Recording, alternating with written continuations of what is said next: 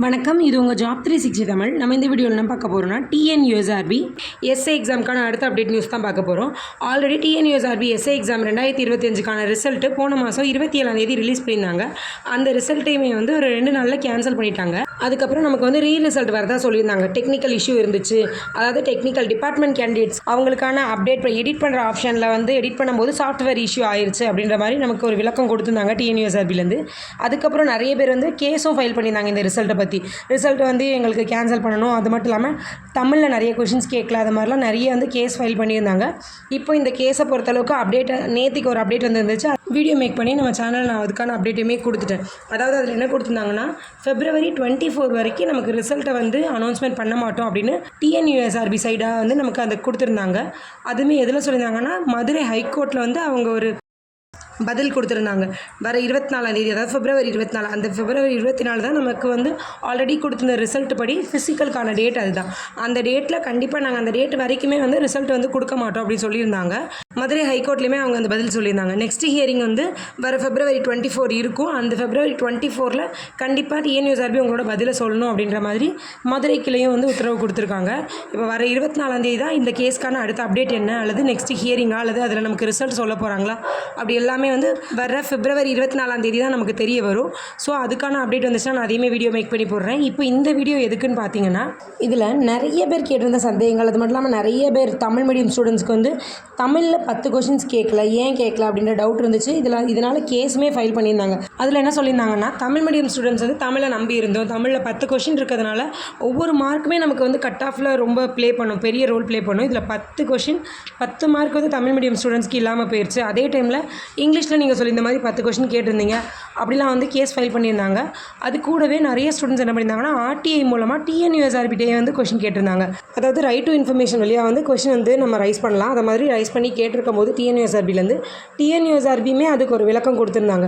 அவங்க என்ன கொடுத்துருந்தாங்கன்னு பார்த்தோம்னா, ஃபஸ்ட்டு இங்கேருந்து என்ன கொஷின் கேட்டிருந்தாங்கன்னா, தமிழில் எதுக்கு 10 கொஷின்ஸ் கேட்கல, அப்போ தமிழ் மீடியம் ஸ்டூடெண்ட்ஸ்க்கு இது ப்ராப்ளம் வருமே அப்படின்னு கேட்கும்போது டிஎன்யூஎஸ்ஆர்பி சைடில் வந்த பதில் என்னென்னா, நாங்கள் கேட்டிருந்தபடி சிலபஸ் கொடுத்துருந்தபடி தான் கொஷின்ஸ் எடுத்திருந்தோம், அதில் எந்த ப்ராப்ளமுமே இல்லை அப்படின்ற மாதிரி தான் கொடுத்துருந்தாங்க. அவங்க கூடவே என்ன விளக்கம் கொடுத்துருக்காங்கன்னா, நாங்கள் கொடுத்துருக்க சிலபஸ் அடிப்படையில் என்னென்ன கொஷின்ஸ்லாம் கேட்போம்னு கொடுத்துருந்தோம், இதுலேருந்து இத்தனை கொஷின்ஸ் தான் கேட்போம், அதாவது தமிழ்லேருந்து 10 கொஷின் கன்ஃபார்மாக வரும், இங்கிலீஷ்லேருந்து 10 கொஷின் கன்ஃபார்மாக வரும் அப்படின்னு நாங்கள் எதுலையுமே மென்ஷன் பண்ணலை அப்படின்ற மாதிரி அவங்க பதில் சொல்லியிருக்காங்க. அதே மாதிரி தான் டிஎன்யூஎஸ்ஆர்பி அவங்களோட சிலபஸ் தரும்போதுமே தமிழ், அதாவது கம்யூனிகேஷனில் தமிழ் அண்ட் இங்கிலீஷ் இருந்தது, அதுலேருந்து கொஷின்ஸ் கேட்போம் அப்படின்னு தான் கொடுத்துருந்தாங்களே தவிர்த்துட்டு தமிழ்லேருந்து நாங்கள் 10 கொஷின் அவங்களோட சிலபஸில் கொடுக்கல. அதை தான் அவங்க மென்ஷன் பண்ணி, நாங்கள் எக்ஸாம் பேட்டர்ன் நாங்கள் சொன்னபடி தான் கண்டக்ட் பண்ணியிருக்கோம், நாங்கள் எதுலையுமே மென்ஷன் பண்ணலை, தெளிவாக அவங்க கொடுத்துருக்காங்க. எதுலையுமே மென்ஷன் பண்ணலை, தமிழ்லேருந்து 10 கொஷின் கன்ஃபார்மாக வரும்ன்றதை மென்ஷன் பண்ணலை அப்படின்ற மாதிரி கொடுத்துருக்காங்க. இதனால் பாதிக்கப்படுறதுன்னு பார்த்தோன்னா, கண்டிப்பாக தமிழ் மீடியம் ஸ்டூடெண்ட்ஸ்க்கு பாதிக்கப்படுறாங்க. இன்னும் நிறைய பேர் சொல்கிறாங்க என்னென்னா, தமிழ் மீடியம் ஸ்டூடெண்ட்ஸ் தான் பிஎஸ்டிஎம் இருக்குது அப்படின்ற மாதிரி சொல்கிறாங்க. ஆனாலுமே ஒரு எக்ஸாமுக்குன்னு ப்ரிப்பேர் ஆகும்போது தமிழ் மீடியம் ஸ்டூடெண்ட்ஸ் அவங்க இது வரைக்கும் நடந்த எக்ஸாம்ஸாக இருக்கட்டும், அல்லது மாடர்ன் கொஸ்டின் பேப்பரில் கொடுத்ததாக இருக்கட்டும், மாடல் கொஸ்டின் பேப்பர்லேயுமே தமிழ் இருந்தது. ஸோ மாடல் கொஸ்டின் பேப்பரில் இருந்த மாதிரியே தான் எப்போவுமே எக்ஸாம் கண்டக்ட் பண்ணுவாங்க. ஆனால் இந்த டைம் அவங்க மாடல் கொஸ்டின் பேப்பர் கொடுத்தது வேறு விதம், எக்ஸாம் கண்டக்ட் பண்ணது வேறு விதம். அதே இது நம்மளுக்கு ஹிஸ்ட்ரியாக இருக்கட்டும், ஐஎன்எம்மாக இருக்கட்டும், இதுதான் டிஎன்யூஎஸ்ஆர்பி எக்ஸாம்ஸ்னாலே நமக்கு ஜிஎஸ்சில் ஹிஸ்ட்ரி அண்ட் ஐஎன்எம் தான் ரொம்ப பெரிய ரோல் ப்ளே பண்ணும். 5 or 6 கொஷின்ஸ் ஆச்சு மொத்தமாக சேர்த்து இருக்கும். பட் இந்த டைம்னு பார்க்கும்போது அதிலலாம் ரொம்ப கொஷின்ஸ் ரொம்ப கம்மி. இதுவே நமக்கு பெரிய ப்ராப்ளம் தான். ஏன்னா ஜிஎஸ்சில் நல்ல மார்க் எடுக்கலாம்னு நினச்சி ஐஎன்எம்ஐயும் ஹிஸ்ட்ரியும் ரொம்ப நல்லா படிச்சுட்டு போவோம். நமக்கு மாடல் கொஸ்டின் பேப்பர்லேயும் அதில் இருந்துலாம் கொஷின்ஸ் இருந்துச்சு. ஆனால் நார்மலாக நமக்கு எக்ஸாம்லங்கும்போது அதை கேட்கவே இல்லை. அது கூடவே ரொம்ப பெரிய ப்ராப்ளம் என்னென்னா தமிழில் கொஷின்ஸ் கேட்கல.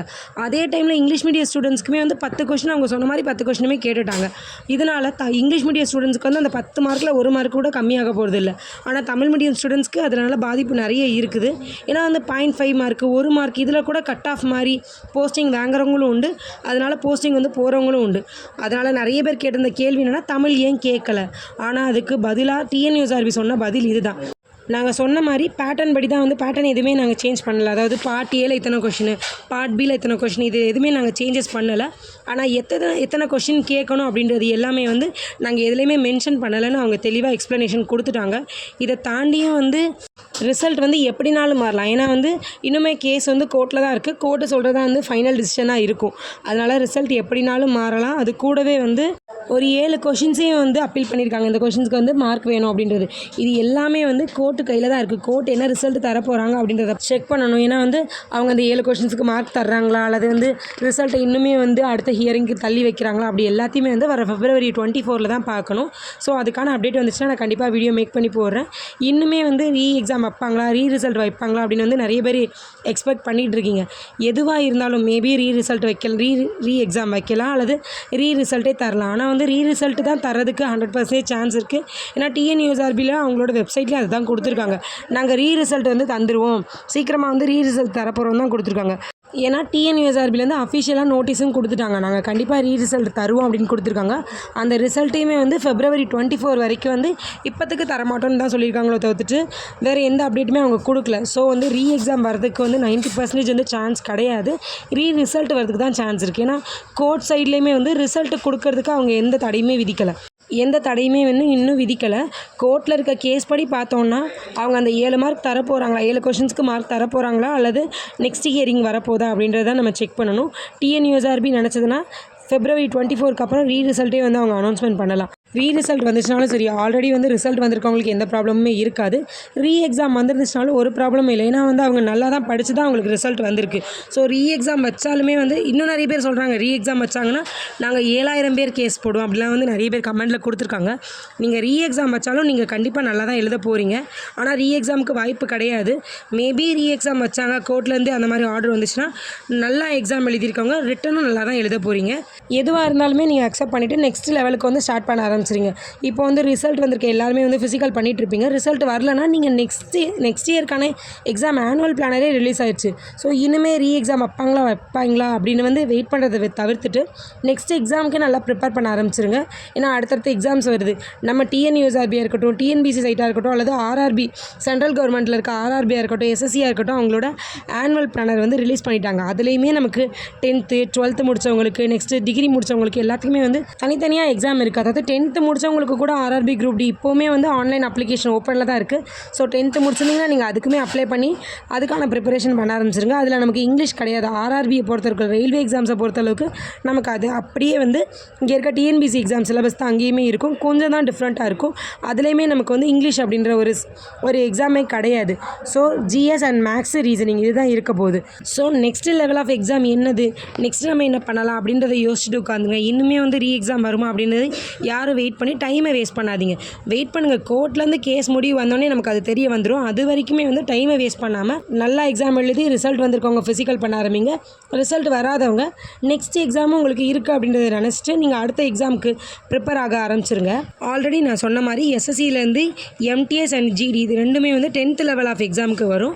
அது கூடவே வந்து CHSL இது வந்து 12th முடித்தவங்க அப்ளை பண்ணலாம். இந்த 3 எக்ஸாமை பொறுத்தளவுக்கு தமிழ் மீடியம் ஸ்டூடெண்ட்ஸ்க்கு ரொம்ப யூஸ் ஆகும். ஏன்னா வந்து தமிழ்லேயும் எக்ஸாம் எழுதிக்கலாம். அதனால் SSCயில் இந்த எக்ஸாம்ஸ் இருக்குது. நெக்ஸ்ட்டு நீங்கள் ரயில்வேஸ் போனீங்கன்னா ரயில்வேஸில் NTPC graduate level, under graduate level and வந்து RRB குரூப் D. இந்த RRB குரூப் Dலாம் வந்து 10th முடித்தவங்க கூட அப்ளை பண்ணிக்கலாம். ஸோ இதெல்லாம் வந்து எக்ஸாம்ஸ் இருக்குது அப்படின்றது நிறைய பேருக்கு தெரிஞ்சிருக்கலாம். தெரியாதவங்க வந்து தெரிஞ்சுக்கோங்க. இதுக்குமே அப்ளை பண்ணி உங்களோட எக்ஸாம்ஸை கொடுங்க. இந்த RRBயில் சொன்ன நான் இந்த 3 எக்ஸாமுக்கும் இங்கிலீஷ் அப்படின்றதுமே கிடையாது. நீங்கள் இந்த எக்ஸாமே வந்து தமிழில் எழுதிக்கலாம். ஸோ இன்னுமே ஒரே எக்ஸாமில் உட்காந்துருக்காமல் உங்களை சுற்றி என்னென்ன எக்ஸாம் இருக்குது அப்படின்றத வந்து தேட ஆரம்பிங்க. அந்த எக்ஸாமே அட்டன் பண்ணி உங்களோட ப்ரிப்பரேஷன் அதுக்கும் பண்ண ஆரம்பிங்க. ஏன் அதை சொல்கிறேன்னா, இந்த NTPCயை பொறுத்தளவுக்கு இதில் நமக்கு வந்து RRBயை பொறுத்தளவுக்கு RPF SI வரும் அண்ட் கான்ஸ்டபிள் வரும். அதுக்குமே வந்து மோரோவர் நம்மளோட TNUSRBயோட சிலபஸ் தான் இருக்கும். கொஞ்சம் அந்த ரீசனிங் தான் வந்து சிலபஸ் மாறும். அதில் இங்கிலீஷ் இல்லை அப்படின்றதுனால இதில் நீங்கள் சயின்ஸ் எவ்வளோ படிக்கீங்களோ முக்கால்வாசி ரயில்வேஸ்க்கு சயின்ஸ் தான் வரும். ஸோ நீங்கள் TNUSRBயில் சயின்ஸ் படிச்சிருந்தீங்கன்னா ரயில்வேஸ்லேயுமே சயின்ஸ் யூஸ் ஆகும்.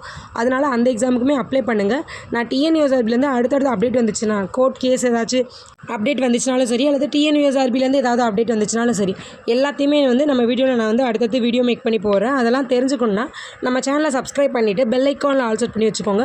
அப்போ தான் நான் போடுற அடுத்தடுத்த அப்டேட்டான நியூஸ் உங்களுக்கும் வரும். நீங்கள் TNUSRB SI எக்ஸாமுக்குலாம் ட்ரை பண்ணிட்டுருக்கீங்கன்னா நெக்ஸ்ட் இயருமே வந்து TNUSRBயில் வந்து SI exam, constable exam, next வந்து பேண்ட் பிசி எக்ஸாம், டெக்னிக்கலாக இருக்கட்டும், ஃபிங்கர் பிரிண்ட்டாக இருக்கட்டும், எல்லா எக்ஸாமுமே வரதான் வந்து ஆனுவல் பிளானர் வந்துருச்சு.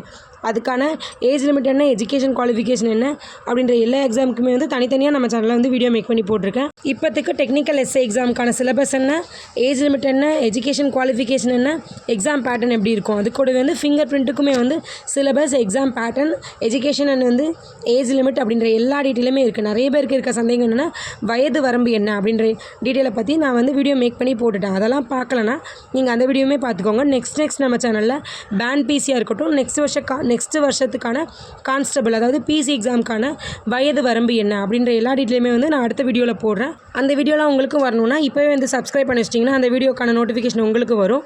உங்கள் ஃப்ரெண்ட்ஸ் அண்ட் ஃபேமிலி மெம்பர்ஸ் யாராவது வந்து பிசி எக்ஸாம் அண்ட் வந்து எஸ்ஏ எக்ஸாமுக்கு இப்போ தான் ஃபஸ்ட்டு ப்ரிப்பேர் பண்ணுறாங்கன்னா அவங்களுக்கும் இந்த இன்ஃபர்மேஷன் வந்து ஷேர் பண்ணிங்க. அப்படி இல்லைன்னா இந்த வீடியோவும் ஷேர் பண்ணி அவங்களுக்குமே வந்து நெக்ஸ்ட் என்ன எக்ஸாம் இருக்குது, அதுக்கான ஏஜ் லிமிட், எஜுகேஷன் குவாலிஃபிகேஷன் என்ன அப்படின்றதையுமே வந்து செக் பண்ண சொல்லுங்கள். நம்ம சேனலையும் சப்ஸ்கிரைப் பண்ண சொல்லிக்கோங்க. வீடியோ யூஸ்ஃபுல்லாக இருந்துச்சுன்னா லைக் பண்ணிக்கோங்க. தேங்க்யூ.